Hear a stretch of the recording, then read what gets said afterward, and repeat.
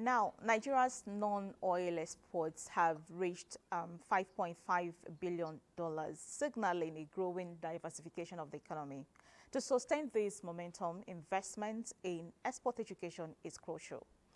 The Institute of Export Operations and Management, IEOM, has been at the forefront of equipping businesses with the knowledge needed for international trade.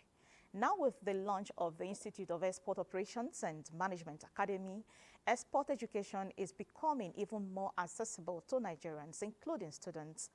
Today on Business Express, we will be discussing exports and education exports with our guest, Ofon Udofia, Executive Secretary of the Institute of Export Operations and Management, IEOM.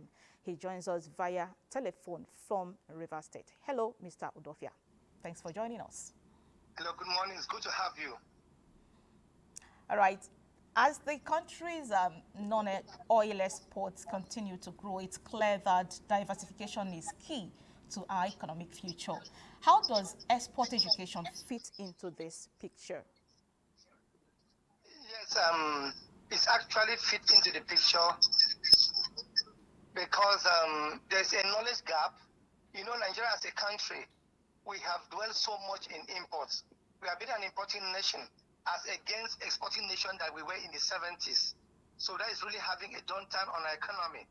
And because export is a knowledge-based business, we need to do a kind of catch them young initiative. Our schools need to understand, our students need to understand export. The same way the other items on Alibaba and the rest. It looks like, for instance, in China, a Chinese student are taught how to import, not how to export.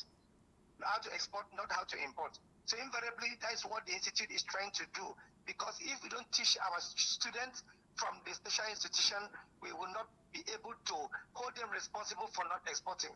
So that is what IEOM Academy stands for.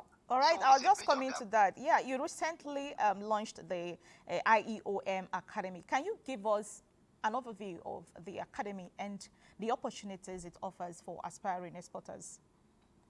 Yes, export is knowledge-based in about documentation. So we have looked at the entire curriculum of the Nigerian tertiary institution, both polytechnics and university. For now, I need to be corrected. There's no university offering export as a course. Rather, we talk about international trade, which is both import and export. And now with the mantra of the present administration, the renewed hope.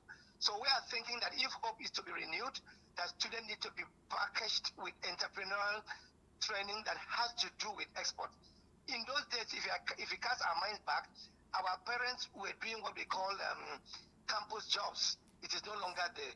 But the academy will provide an opportunity for students while they are schooling to make some money for themselves.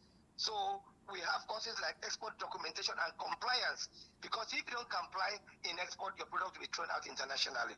All right. We also have products on international market research that will build these students to know. And it suffices me to say, we have a lot of diaspora people living outside Nigeria.